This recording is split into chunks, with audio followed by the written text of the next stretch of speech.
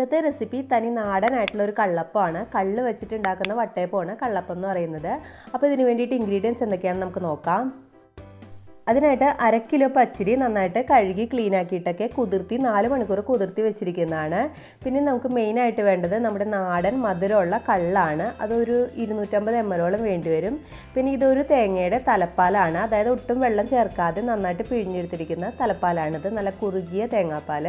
ഇനി നമുക്ക് മിക്സിയുടെ ജാറിലേക്ക് ഈ പച്ചരി ചേർത്ത് കൊടുക്കാം.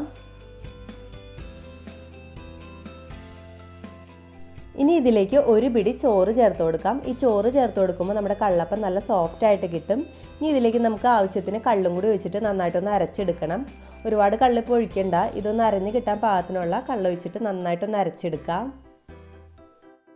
ഇപ്പോൾ ഇത് നന്നായിട്ട് ഒട്ടും തരിയില്ലാതെ നല്ല മഷി പോലെ അരച്ചെടുത്തിട്ടുണ്ട്. ഇനി ഇത് നമുക്കൊരു പാത്രത്തിലേക്ക് മാറ്റാം.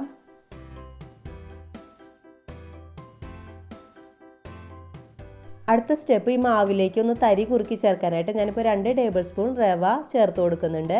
ഇനി ഇതിലേക്ക് നമുക്ക് തലപ്പാലെടുത്തതിൻ്റെ ബാക്കി തേങ്ങ നന്നായിട്ട് പിഴിഞ്ഞെടുത്ത 1 കപ്പ് പാലുണ്ട്, അതും കൂടി ചേർത്ത് കൊടുത്തിട്ട് നമുക്ക് നന്നായിട്ടൊന്ന് കുറുക്കിയെടുക്കാം. നന്നായിട്ടൊന്ന് ഇളക്കി യോജിപ്പിച്ചിട്ട് നമുക്കിത് തീ കുറച്ചിട്ടിട്ട് നന്നായിട്ടൊന്ന് കുറുക്കിയെടുക്കണം. ഒരുപാട് കട്ടിയാവണ്ട, ഒരുവിധം ലൂസായിട്ട് കുറുക്കിയെടുക്കാം.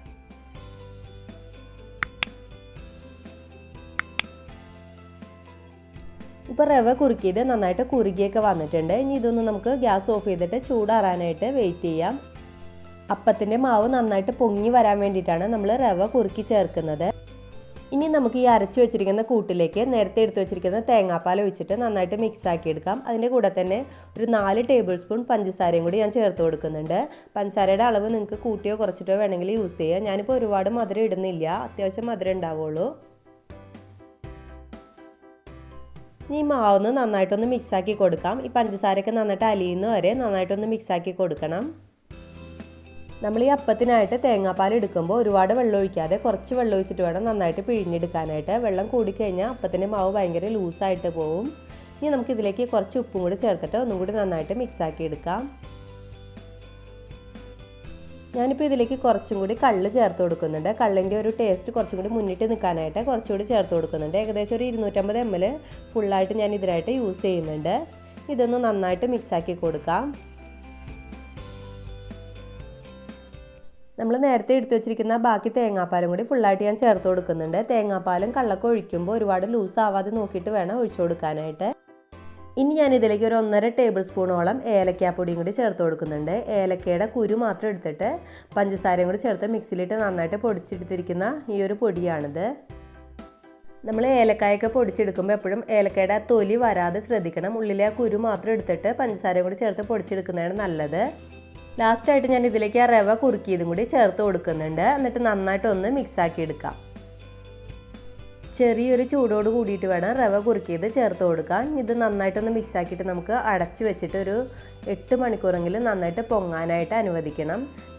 തണുപ്പ് അധികം ഇല്ലാത്ത സ്ഥലത്ത് വേണം ഇത് പൊങ്ങാനായിട്ട് മാറ്റി വയ്ക്കാൻ. ഇപ്പോൾ രാത്രി അരച്ച് വയ്ക്കുകയാണെങ്കിൽ നമുക്ക് രാവിലെ ഇത് റെഡിയാക്കാൻ പറ്റും. ഇപ്പോൾ ഏകദേശം ഒരു 9 മണിക്കൂറൊക്കെ കഴിഞ്ഞിട്ടുണ്ട്. നമ്മുടെ മാവ് നന്നായിട്ട് പൊങ്ങി വന്നിട്ടുണ്ട്. ഇനി നമുക്കിത് ഒരു പാത്രത്തിലേക്ക് ഒഴിച്ചിട്ട് ആവിയിൽ പുഴുങ്ങിയെടുക്കാം. ഈ ഒരു പാത്രം വെച്ചിട്ടാണ് ഞാൻ അപ്പം പുഴുങ്ങിയെടുക്കുന്നത്. അതിനായിട്ട് കുറച്ച് വെളിച്ചെണ്ണ തടവി കൊടുത്തിട്ടുണ്ട്, ഒട്ടിപ്പിടിക്കാതിരിക്കാനായിട്ട്.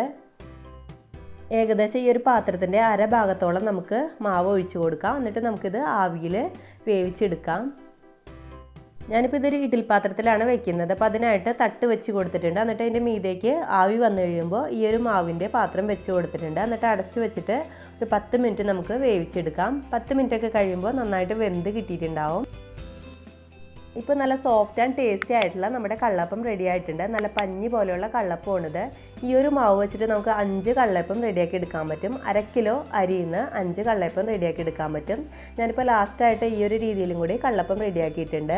നല്ല സോഫ്റ്റ് ആയിട്ടുള്ള കള്ളപ്പമാണിത്. അപ്പോൾ എല്ലാവരും ഒന്ന് ട്രൈ ചെയ്ത് നോക്കണം. കള്ള് കിട്ടുമ്പോൾ എന്തായാലും ഒന്ന് ട്രൈ ചെയ്ത് നോക്കണം. ഈ ഒരു നാടൻ കള്ളപ്പത്തിൻ്റെ റെസിപ്പി നിങ്ങൾക്ക് ഇഷ്ടപ്പെടുകയാണെങ്കിൽ ലൈക്ക് ചെയ്യാനും ഫ്രണ്ട്സിനായിട്ട് ഷെയർ ചെയ്യാനും കമൻറ്റ് ചെയ്യാനായിട്ടും മറക്കരുത്. Thank you.